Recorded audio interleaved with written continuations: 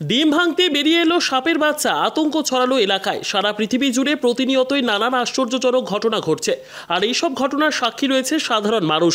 যেসব ঘটনা বা দৃশ্য মানুষ আগে কিন্তু দেখেনি, সেই রকমই এক ঘটনার সাক্ষী রইল জামুরিয়ার খোট্টাডিহি গ্রামের বাসিন্দারা। বৃহস্পতিবার জামুরিয়া বিধানসভার ও পাণ্ডবেশ্বর থানার অন্তর্গত খোট্টাডিহি গ্রামে পোলট্রির ডিম ভাঙতেই ডিমের ভেতর থেকে বেরিয়ে এলো সাপের বাচ্চা। এমনটাই অনুমান করছেন শ্যামলা অঞ্চলের খোট্টাডিহি গ্রামের ডিহিপাড়ার বাসিন্দারা।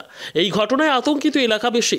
ডিহিপাড়ার বাসিন্দা শেখ মান্নারের স্ত্রী মালা বিবি সকালবেলা তার ছেলের জন্য ডিম ভাজতে গেলে ডিমের ভেতর থেকে বেরিয়ে আসে সাপের বাচ্চা। এই দৃশ্য দেখে আতঙ্কিত শেখ মান্নার পরিবার সহ ডিহিপাড়ার বাসিন্দারা।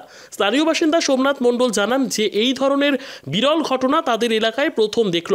এতে আতঙ্ক ছড়িয়েছে এলাকায়। তিনি জনসাধারণের উদ্দেশ্যে সতর্কবার্তা দেন যে এই ধরনের ঘটনা অন্য কোনো জায়গাতেও ঘটতে পারে, তাই ডিম খাওয়ার আগে একটু দেখে নেবেন, তাছাড়া বড়সড় দুর্ঘটনা ঘটে যেতে পারে।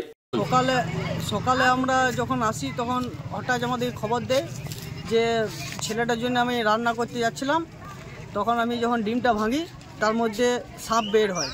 তো এখানে আমরা সবাই খুব আতঙ্কে আছি যে যদি যেটা একটা গরিব মানুষের পুষ্টিকর খাবার পোলট্রির ডিম, তার মধ্যেও যদি এইসব সাপ বা এইসব জিনিস হয়, কীটপতঙ্গ যদি বের হয়, তাহলে মানুষ আর কী নিয়ে খেয়ে বেঁচে রবে।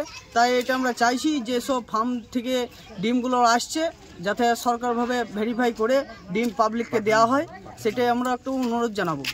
সকালে আমি ভাইতে গেলাম, তো দেখছি ভাঙলাম, তখন বাটিতে ভাঙলাম, তখন দেখছি এই সাপের ছাটা বেরোলো। কি বলতে পোলট্রির ডিম। তো কখন ভাঙতে গেলে? এই সকালে 7টার সময়। কোথায় নিয়ে এসেছিলে? ওই দোকানে নিয়ে এসছে, এবার কোথায় নিয়ে এসছে আমি জানি না, কাজে গেছে, সন্ধ্যায় আসুক তখন জিজ্ঞেস করবো কার দোকানে এনেছে। তো এটা কিভাবে বুঝলেন যে এটা সাপ?